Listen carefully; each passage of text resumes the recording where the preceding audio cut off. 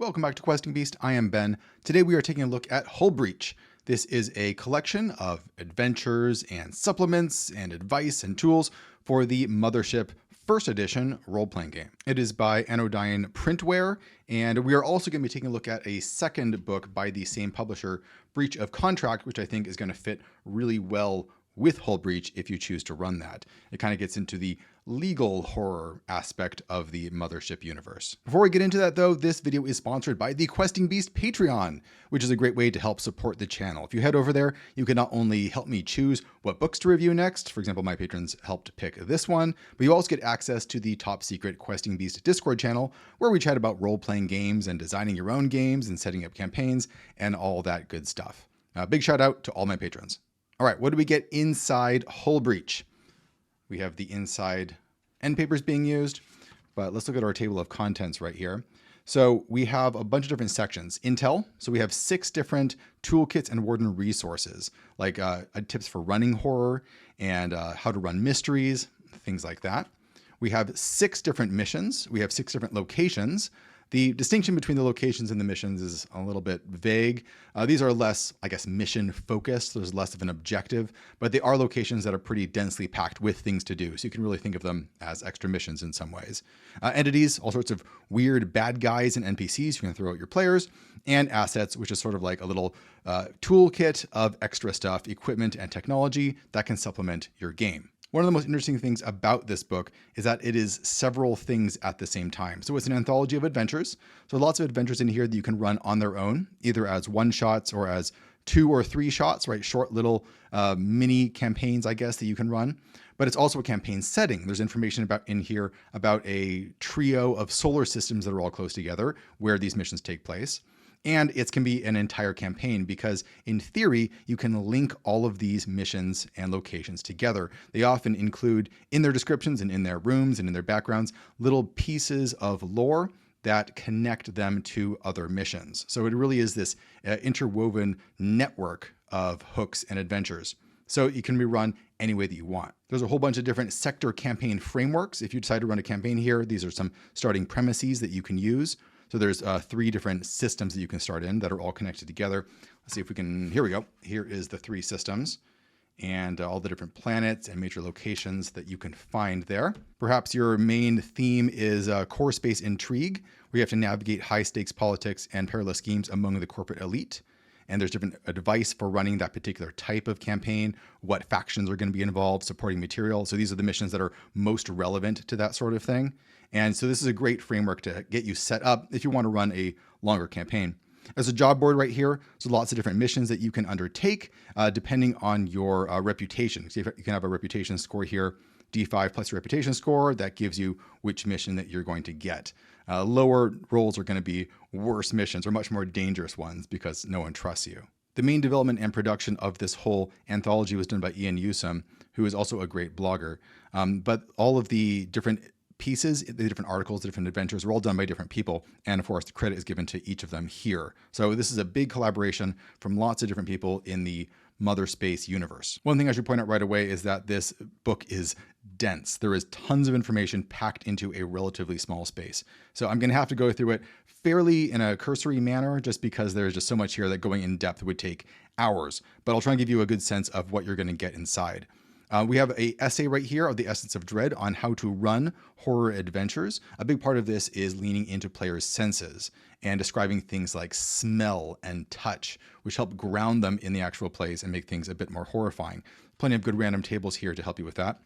Advice on handing off, the handoff. So when you're doing, a handoff where you're trading a hostage for money or something like that, the different types of muscle, the payments, the locations, the methods, lots of good random tables right here to make those things varied and interesting. With an example, handoff at Fairpoint Ring. This section, Manhunt, is a fun little twist on the Mothership rules where you can play the monsters hunting the humans. So it just turns things upside down. There's rules on how to play that, how to create stats for your aliens with a bunch of different examples of different weird creatures that you can play. You can play parasites that take over people, brood mothers that produce more aliens. And so each of them has their own particular twist there. You have a special character sheet just for your alien and a section on evolution as well. So for example, if you have a parasite, you start as a simple symbiote, but you can develop special abilities like decoy or imprint or blossom, where you sprout fur and humans initially consider you cute and non-threatening. another way to get closer and infect them. Advice on running the scenarios, human adversaries, because these are now the monsters, so they're going to run a little bit differently than your typical Mothership humans. There's even an extra little mission here, a starter mission, where it says high-level corporate executives flaunt their captive aliens as exotic pets aboard her extravagant private station, the Silver Noose. You are the aliens, exact your revenge. We have little maps of the location right here with details up here. All of the maps of the locations in this book mostly look like this. They're very minimal. So this is one of the complaints I have in this book, which generally has very good layout in the sense that the way the rooms are described are very clear and very organized, but oftentimes the maps are very abstract, something that I've seen in a lot of Mothership adventures, which I think is really going for kind of the vibe of this being more like a technical manual. But I'm putting more information on the maps, drawing pictures of what the rooms look like, or even describing the rooms by putting the names on the rooms would be hugely helpful. That's something we'll see throughout the book. The Osprey's Quarry is a section on piracy. So you can use these as pirate NPCs that you run into, or you could use this as a guide to running your own pirate ship. So they have different pirate outposts. We have the layout of the Osprey itself. Again, these very abstract maps. The attack timeline of how these pirates work, how they attack, drain water, which is their main thing that they're after, and how they get away quickly, and how people typically respond to that. We have a section here on A Pound of Mysteries. This is on running mysteries, which is something that's very common in the Mothership universe, where you often have to solve a weird, horrific situation somewhere in space. The basic advice here is very similar to what we see in stuff from like Justin Alexander at the Alexandrian, where it advises you to give lots of clues for each particular link in the chain so that players aren't reliant on finding one particular clue. And there is some advice here on timelines and encounters to keep up the pressure. One thing that I would have liked to see added to this is the whole principle that, I mean, if you give people 3 clues, that's great, but it is possible that they won't find any of those 3 clues.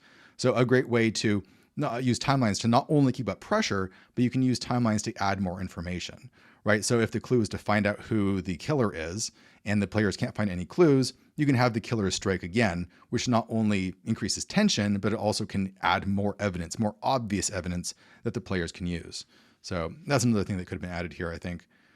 Generating an investigation. There's a whole system here and some really useful maps for how you can plot out the whole web of a mystery, where you have all of these clues that link to other hubs, which lead to conclusions, which are concrete pieces of information that you found out, which lead you to other things, and you have to fill all these in. And there's lots of different pieces of advice here that you can use, or lots of different examples to fill in these different clues and different aspects of the mystery. A system here called Wardenless is here to give you a way to play Mothership without a warden, which is the game master term.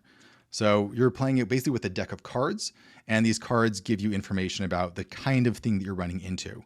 There's a lot of improv involved in this, where the different suits of the cards tell you whether it's a horror, a structure, a device, or a clue, and the number can give you more information. This is going to involve a lot of player collaboration and talking to each other about what makes the most sense in the scenario. So this isn't exactly a system for me, mostly because I really like discovering stuff that is concretely there and has been planned out. If I'm involved in kind of interpreting the results and deciding what's there, I feel like the tension is a lot lower. But your mileage may vary. Now we get into the actual missions section with the 6 main missions. And each of them is quite different than the last. They're all very distinct. They have unique themes. This one, you're investigating kind of a series of rooms and catacombs and caves underground that's being controlled by this weird thing from another dimension that is manipulating stuff in our dimension, but it can only manipulate bones. And so you see these floating skeletons walking around doing stuff under this entity's command, and it's grinding up the bones and putting them into bricks so it can move the bricks around. It's a kind of a fun idea, very creepy. One of the difficulties with, as I mentioned before, about the adventure format is the extreme density of it, something that I've seen across many Mothership adventures, where you have these short little descriptions, and then you have let's get to the actual room description. So here we have like a pit trap. We have what it is, and then you have little bullet points underneath it, giving more details about it. But these descriptions are often so terse that you have to read them very carefully to make sure you fit in your head how everything fits together. And also sometimes it leaves out descriptive information that would be helpful. For example, here you might fall down this pit trap, and the description is that it's a 20-meter vertical cylinder covered in short, dull spikes. which is a very, I don't know, geometric description of the environment, but it doesn't give you a lot of flavor and a sense of place. And then maybe at the bottom of the trap, there is a wounded mammalian quadruped that might fight you. What does it look like? It's a monster of some kind. Let's get a little bit more concrete here. Things are very terse and abstracted. So as the warden or the game master, you're probably going to have to fill in a lot of that flavor and fill in some details to get the full picture for players. Most of the adventures have interesting little twists and things that you have to solve. For example, in this one, there's a lot of these portals that link to each other in different configurations. And part of the whole mystery is figuring out how these portals work and how to get them to connect to one another in the right order so that you're able to escape. This one, Helium Hysteria, takes place on a kind of military training base that's isolated on this planet. And mass hysteria has broken out because one of the reactors has gone off. Everything's gone into lockdown. The building is shutting down. There's fires everywhere. And there's a rumor going around that this helium-3 gas has leaked into the place and is causing people to go crazy. This isn't actually the case, though. A lot of people just believe it's true. And the PCs will probably believe it's true, at least initially. And part of the adventure is figuring out that this isn't actually the case and stopping believing in it. As long as you believe that it's the case, you'll have all of these bad effects. But once the players decide that it's false, all the effects suddenly go away because it's purely psychosomatic. Basically, you're fighting your way through this crazy situation where there's people fighting and shooting and dying all over the place. You're trying to get to the exit and escape, or maybe shut down the reaction before everything goes kaboom or before everyone dies. There's plenty of rumors going around that you're going to get into people fighting over. There's different weird encounters like a panicked recruit or an explosive decompression that you're going to have to deal with.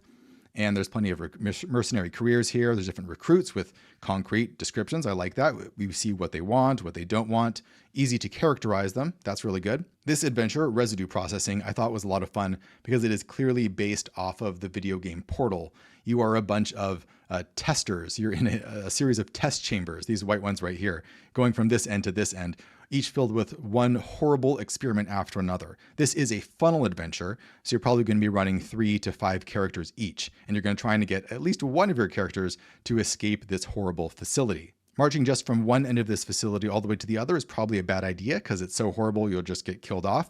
But as you can see here, there's plenty of other routes. There's like a sewage facility or a sewage pipe you can get through down here. There's sometimes windows that you can break through. There is ventilation ducts that you can get up through. And so you can start exploring the whole behind the scenes area where all of these scientists are experimenting on you, and run into all sorts of other weird stuff that they're keeping back there as well, which are often connected to other adventures in this compendium. I think this adventure in particular does suffer a bit more from the map problem in that there are just a lot of locations and they all just have, codes on them, and you have to refer to other areas to figure out what those codes mean, when you could just put, test chamber 5 on there, or even a short couple word description about the basic kind of thing that there is. So test 1 has this kind of magical bisected rock where if you move something away from it, it gets split in half. You could just write bisecting rock room right there. That would speed things up tremendously in terms of interpreting the map. And in each of these sections, so this is just the test rooms, but later on, this one highlights the lab rooms that are behind the scenes. These rooms are no longer labeled. They only label the lab rooms. Just keep labeling everything. That would just make things so much easier. Roadwork is another weird one. In this one, you are on board a ship that's carving a new hyperspace lane. Normally, it takes a bunch of jumps to carve a hyperspace lane, but they're trying to do it all in one jump by using the scientist who has this thing on his head that allows him to exist in multiple universes at the same time. And somehow that's going to help you carve one hyperspace lane. But things go horribly wrong, as they always do in the Mothership universe. And you start jumping from one universe to another, as all these universes kind of exist in hyperposition, and this scientist can't shut it down. So as you travel around this ship, trying to find a way to escape the situation, you start jumping through different ship deviations, different versions of the ship every 20 minutes or less. If you kill the scientist who has the headset on, that causes you to jump to a new one where there is a new scientist there. And each version of the ship is weirder than the last. You have a bomb world where NPCs swell and explode when they die. You have a pet time where Schrodinger, which is a cat that is just walking around the ship, is now the ship's AI, a feline hologram, and keeps the other NPCs as pets. Or maybe you have the Xenoverse. Unfamiliar curves and dazzling colors replace the Appian Way, that's the spaceships. Drab, hard angles. Impossible technology sings from every corner. Or a flesh ship. That sounds pretty horrible. Vibachetti, I think that's how you say it, is an adventure that takes Mothership and mashes it with a slasher flick. So in this one, you are on this habitat floating in space. This is a great map, by the way. I wish more of the maps in this book look like this because it's all painted, it's all colorful. It's very easy to see what each location is because there's actually a drawing of it, and they are all named. That's absolutely wonderful. You're running around this forest habitat where in the past a crazy guy got loose and killed some people, but no one's seen him in a long time. So a bunch of rich people are hanging out here. And of course, a killer breaks out once again, and you need to survive and figure out who is killing everybody. Turns out there's not only one, but two killers involved. The main slasher, who is of course back from the dead and is very difficult to kill, and a copycat killer who is just obsessed with his previous work and thinks that they are the only killer on board here. But chaos, of course, is going to ensue as people start dying, including possibly the copycat killer themselves. 1,000 jumps too far. In this one, you wake up and you are on a world ship or a colony ship that's traveling across the stars that has gotten off course and has been traveling for way too long, and things have gotten out of hand. So now there's multiple factions. You've got the Voiders, the Sabers, and the Slickers, all who want different things and are fighting over different parts of the ship. They have their own little fiefdoms. They have their own resources that only they control. And so this is definitely going to be a faction play kind of adventure where you're going to want to turn one faction against another. You want to join one particular one and find what they actually want and how you are going to survive before this ship crashes into a nearby planet, which is approaching at a disturbing speed. Third section is on locations. So some of our locations include escape clause. So this is if you get captured by corporations and you are put on trial in a terrifying Kafka-esque situation where there really is no escape. You're going to try and manipulate the trial system in order to not prove your innocence, because that's not really possible.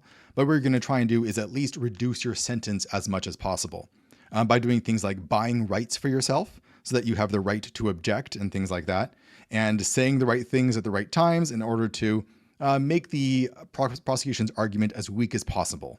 So you won't be fined quite as much as you otherwise would be. If your fines are pretty low, then you might just get some non-negotiable repayment plans, and a missed payment and earns you a bounty on your head. And if things get really bad, you could be conscripted to serve as a frontier war cannon fodder. Survivors enjoy DE10 times D10 million mega credits in debt relief. Oh, well, that's nice of them, but you'll probably be killed by a giant bug. We have the Interstellar Mega Mart. This is a depth crawl, which is a type of adventure pioneered in the Gardens of Yin, where this is a mega structure that is basically infinitely large, and you're going to be randomly rolling and generating the rooms and locations that you find as you penetrate deeper and deeper into the structure, and things get weirder and more dangerous as you go. So locations go from just a shop floor and a break room all the way up to planes and entrapped vessels, ziggurats, or a commercial abyss, and there's details that kind of map onto those things to give them a little bit of a twist. This adventure is Procession of the Enlightened Chorus. It's the only adventure I thought that was kind of similar to a previous one. So this is another giant generation ship that's been knocked off course. But this works as a mega structure, kind of like the Mega Mart that we just saw, where the ship is so large that you can work on actually exploring it and generating bits of it as you go. So there's a level generator right here that has encounters and hazards, features, appearances. You can have details and landmarks that you layer on top of that. And so there's plenty of variety to go through if you just want to go deeper and deeper. This is kind of like Mothership's response to D&D's mega dungeons in some ways. I should point out in terms of build quality that the book is extremely solid. Paper quality is really slick. It's very thick. There's no see-through really. You can see stitched binding down the middle right there. It really is quite a chunky book and feels like it's going to hold up for a really long time. Siesta 3 Autonomous Zone. This is a little space station, which is great for a rest and recuperation area for your PCs. It can work as kind of like the tavern or the base of operations, where you can get in trouble, you can spend some money, you can meet some new NPCs, you can get new rumors, all of that good stuff in between your main missions. Terrifying Terraforms is a whole section for generating planets. So if you want to, what you can do is simply roll a D100. We have a list of numbers up here, and just roll straight down or read straight down if you want to. Lower numbers are pretty basic, kind of boring, gets weirder and more dangerous as you go up. So a basic planet might be a gritty rocky field, sweet below low mountains. The days are long under the hot crawling sun. Flora and fauna is forest ecosystems in tow, migrate across the surface, following the star's light. That's kind of cool, moving forests. Human presence, apathetic settlers eke out a miserable existence farming the land with ancient decaying tools, and researchers offer a hefty reward for a living tree. So you can read straight down, or you can mix and match the terrain, flora, human presence, and seeds and hooks to get a unique, weird planet. If we go all the way to the end right here, so some of the worst things are You got a cold, barren planet that's gone rogue, divorced from any star. Extra-dimensional nightmares trapped on the surface bide their time, waiting to escape. No humans that are here. And the extreme gravitational pull snatches planets from hyperspace, or snatches ships from hyperspace, pulling them down to the surface. Mysteries and phenomena that you can add to it. We got Wonderland, which is another weird little space station, kind of Alice in Wonderland themed. One of the coolest things about this little theme park area is there's something called the game. In order to play the game, you go to your bookshelf, you find your D&D mega dungeon of choice, anyone that you want, and you can rapidly play through that with a condensed set of rules, because the players are kind of in a holodeck situation where they're playing through this fantasy mega dungeon. The goal isn't to get gold, like it usually is in D&D, is to catch a white rabbit, which hops forward at a jogging pace through the dungeon, which is usually much too fast for anyone to catch. And so you're going to be playing the dungeon over and over again, trying to get a little bit further. The twist here is that this game is extremely addictive and slowly starts taking over everyone's minds and starts consuming society over time. As the infection spreads, the ship gets weirder and weirder as it progresses through multiple stages. The entities section is full of different types of monsters, bad company. So here's plenty of NPCs that you can just drop in here. These ones have particular names. So there's like 10 that you can grab right there. Corporate dogs, you can mix and match to create, bad guy NPCs from the corporations by combining things like what is their secret, what is their mission, what is their particular target, to get new ones every single time. We got some basic monsters. Let's say a short little bestiary back here, where we have things like the Hellkite Berserker or the Hellkite Young Queen. These are all from one particular hive. And we actually have a map of the hive right there. So kind of a little mini adventure right there. The Parasite Portfolio, a number of different parasites to take over NPCs' minds and turn them into horrible creatures that you will, of course, have to fight. We have Zyram, however you say that, which is a Terminator-like creature, totally implacable, unstoppable, follows you across the universe no matter where you go. So it's a great way to keep the players moving and have this horrible thing marching closer and closer to them. So it keeps them scared and it keeps them planning, because in theory you can kill it, although it's very difficult to. There's kind of a parasite attached to its spine or whatever inside it that will escape, go to another NPC, take it over, and turn it back into this thing again. Near the end of the book, we have a section just for assets. So this looks at just weird equipment that you can pick up, like the Blood Loader, a strange device that can turn blood into bullets in case you run out of ammo, or the Mole Man Power Drill, or the Meal Vat. We have stuff like a teleporter, like from Star Trek, which normally doesn't exist in the Mothership universe, but you have these fun little schematics and instructions here that you can print out and turn into a handout, or maybe burn them and distort them and redact parts of them, so that players get really curious and intrigued with tracking down the different pieces of this and maybe trying to put it something like it together. The Boombox is a section for explosives. You got grenades, bombs, detonators. We have an appendix at the back of the book that just gives you more information about running campaigns in this particular universe. So what happens if you have major changes, things that you pull off in the different missions and on the different locations, how that's going to have a wider effect on the universe. We have a conspiracy board for the different ways that the different factions can be interacting with each other and how they are related to each other. It's not necessarily true, but it's something that people might believe. And we have weird conspiracies about the universe down here. Like the Tall Man, a deep space cryptid, right? He's connected to Xeno executives and the helium psychosis. Or is he? You'll never know. There's a company pyramid right here that describes how all the different megacorps are related to each other in terms of the hierarchy. This one is in charge of the entire sector. We've got some lower level ones down here as well. Each of them has an initiative, a problem, a secret, so that if you interact with them, you know behind the scenes what they are trying to get at. There's a campaign tracker for running your entire campaign right here. We've got a map, and we have some extra information at the back, including travel procedures for traveling around this little sector. Overall, I think what Hullbreach is trying to do is to be a kind of one-stop shop for people who are just starting out with Mothership.